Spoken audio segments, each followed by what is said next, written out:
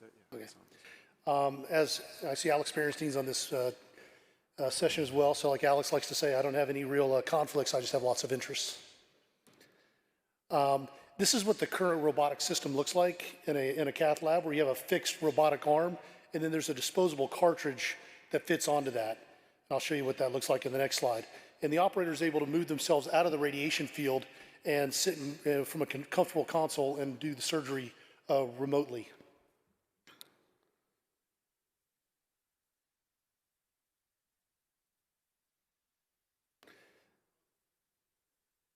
This is just a video that kind of shows how the robotic system works. Neurotics is the second-generation robotic system for cardiovascular interventions. The CorePath system offers the physician robotic control of the guide catheter, guide wire, so that was and that disposable cassette that the devices fit into. Traditional intervention, the physician gains access manually. In preparation for CorePath, the physician attaches the drive gear to the Y connector and then connects the guide catheter. With CorePath's bedside unit draped, the scrub staff employee moves the extended reach arm into position. You can now see the single-use cassette mounted on the robotic drive, which is where the interventional devices will be loaded. The physician loads the guide catheter into the single-use cassette using the fine-tuned controls on the robotic drive. With the guide catheter securely in place within the cassette, the physician pulls the guide support track over the guide catheter, securely attaching it to the introducer sheath. And that's because all the devices are hub-driven. The guide catheter as it is being advanced and retracted within the patient's anatomy. Once the guide catheter is in position, the physician can now remove his lead and sit down within the radiation-shielded cockpit. From here, sitting less than 2 feet away from the CorePath's Power Vision monitor with enhanced visualization, the physician will drive the devices and perform the intervention. The scrub staff is now ready to load the devices. The bedside touchscreen provides step-by-step instructions to streamline workflow throughout the case. Once the devices are quickly loaded into the cassette, the intervention is ready to begin. With the guide wire position locked in place within the cassette, the scrub staff adjusts the radiation shield to maximize her radiation protection and steps away to minimize her radiation exposure. The physician can advance, retract, and rotate the guide wire in order to cross the targeted lesion.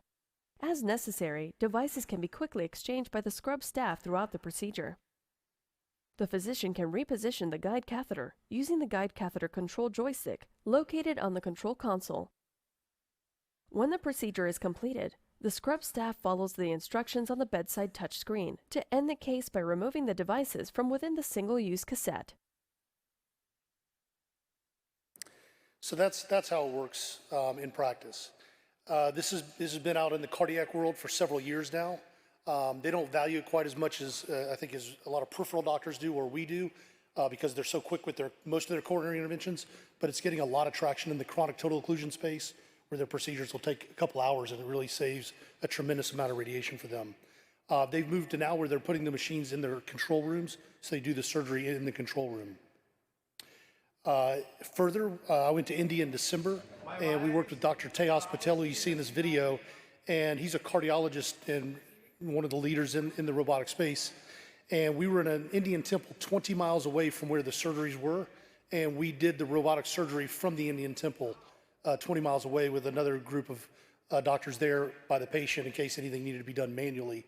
We did all 5 coronary angioplasty and stents, all went perfectly, no issues. The robotic precision is very high. Again, real step forward. And further to show that we could do this on a mobile platform in India. We've also done that here in the U.S. A couple weeks ago, where we did a flow model case, a simulator. We operated in Boston, and the case was done in San Francisco using Verizon 5G. So you can see we've kind of transitioned along the spectrum from being hardwired to the robot to being able to now do it remotely from anywhere, basically.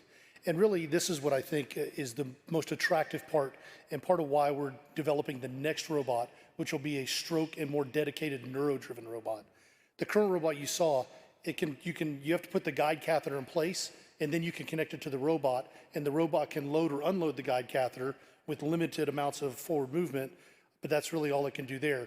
It can also, within it, it can use a microcatheter and another device. So you can coil an aneurysm, you can deploy a stent, you can do basic things, but they can only handle that amount of manipulation at this time. This next stroke robot is the one that we've been working on now for about almost a year and a half now. I've spent quite a bit of time with them where we mapped out that the fact that the robot has to be able to select the great vessels off the arch with the robot, and we have to be able to take it from, the theoretical concept would be the ER doc or somebody like that can put a sheath in the groin, a tech can put the catheter into the sheath, and then at that point a robotic surgeon can take over and do a complete stroke thrombectomy. So that's the focus and the goal of what this next generation robot will do. So I've spent a lot of time with the engineers. They've watched how my hands work and how I move catheters and wires. They're just trying to look at how fast and how these things all work and what needs to happen. They've got these, these accelerometers and other things where they can measure how fast I push when I push hard, how hard I turn or how fast I spin a wire, how hard I'm willing to push a catheter. They can measure all these things, and then they develop a kind of a spectrum and show, this is the range that you operate in, and they do that for everybody. And then in essence, they create your profile of how you work and how you operate. And then that way, what you're doing can be displayed at kind of like an RPM gauge and show you, hey, you're in where you are easily pushing things or easily spinning things, when the robot's operating compared to how you're used to operating. So it really gives you a lot of comfort in understanding what the robot's doing and that it's working within your parameters. Remote capabilities, we already talked about that. Procedure automation, that's another area where there's a lot of interesting opportunities. And as you can imagine, partnering artificial intelligence with a robot, in this first video here, you can see this is somebody manually with the robot just trying to kind of make it go through this complex lesion, which you can see outlined in that image on the top of the screen. And it's not very smooth and easy, but the robot can say, hey, take a certain doctor's procedure and how he spins a wire or pushes a wire, and it can mimic that. And then then we can just say, well, hey, we know that this person, how they do it is the best in the world, so I can adopt, say Dr. Berenstein's method of crossing a lesion. I can adopt that, and it goes right across. So it really allows you to gain a lot of that. There's a lot of path planning where they're taking 2D angiograms and putting them into a 3D path, and then they're drawing where they draw a line of where you want the catheter to go. And we envision one day where basically the robot is going to just drive the wire. I'm going to say I want it to go to this spot, and the robot will drive it right to that spot for me using my parameters. And this is again showing how it can track devices and show you where the ends of the balloon are, make sure you're lined up in the right point, and then do it all for you. And I'll just finish with this. A couple weeks ago, I was up in Toronto with Vitor, and we did the first human robotic neurosurgery. And this is a patient that had not a super easy case at all, but we manually took and put the guide catheter into the distal vertebral artery, and then the rest of the surgery in its entirety was done robotically. So we went up and placed, Vitor went up and placed an Atlas stent across the aneurysm, as you can see, going from the distal basilar to the mid basilar. Then he was able to go through the stent with a microcatheter, access the aneurysm with incredible precision, and then deployed 13 coils into the aneurysm, and finished with this result.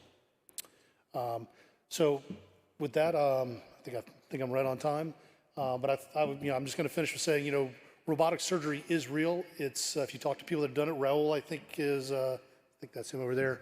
I think he's done a carotid case that I've heard. There's a couple other people that have done carotid cases, and I think it's something that gives you a lot of precision, and it's real, and it's coming in the near future. Thank you.